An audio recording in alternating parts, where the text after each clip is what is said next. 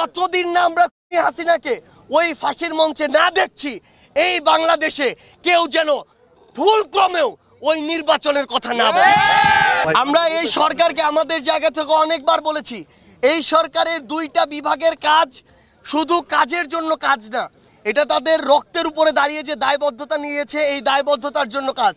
আইন বিভাগ, বিচার বিভাগ, এখানে স্বরাষ্ট্র মন্ত্রণালয়, স্বরাষ্ট্র উপদেষ্টা এবং এখানে আইন ও বিচার বিভাগের মন্ত্রণালয়, এখানে যিনি উপদেষ্টা রয়েছেন, এই দুইজন উপদেষ্টা তারা যদি এই হাসিনার দৃশ্যমান বিচার এই অন্তর্বর্তীকালীন সরকারের সময়ে করে না যেতে পারেন, তাহলে এই সরকারের সবচেয়ে বড় দায়বদ্ধতা এবং সবচেয়ে বড় লেজিটিমেসি তারা হারাবেন এবং সারা জীবন এটা তাদেরকে এই দায় বহন করে যেতে হবে।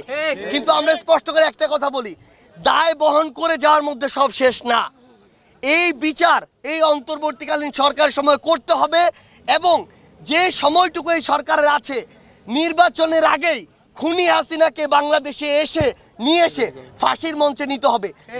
যতদিন না আমরা খুনি হাসিনাকে ওই ফাঁসির মঞ্চে না দেখছি, এই বাংলাদেশে কেউ যেন ভুল ক্রমেও ওই নির্বাচনের কথা না বলে।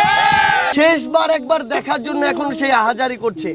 এই মাকে আমরা সে আমাদের জায়গা থেকে বাইতুল মোকাররমের সামনে সেদিন দেখেছি, প্রত্যেকটা জায়গায় এই মা এভাবে আহাজারি করে ছুটে বেরিয়েছেন। তো সবচেয়ে বড় কথা হচ্ছে, আমরা হয়তো আমাদের জায়গায় সর্বোচ্চ চেষ্টা করতে পারি আমাদের ভাইয়ের লাশটা খোঁজার জন্য, কিন্তু এটা বলতে পারি না যে কখনো পাবো কি পাবো না।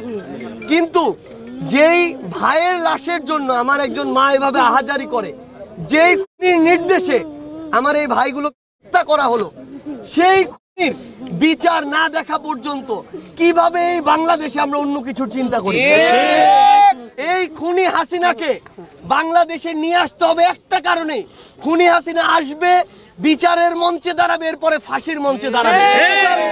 আমরা যেন যারা এই জুলাই অভ্যুত্থানে রাজপথে ছিলাম, আমাদের যে ভাইরা জীবন দিয়েছে, আমাদের যে মায়েদের চোখ দিয়ে এখনো এই কান্না আসছে, এই চোখের পানি পড়ছে, আমরা যেন মরার আগে অন্তত ওই খুনি হাসিনার বিচারটা দেখে মরতে পারি।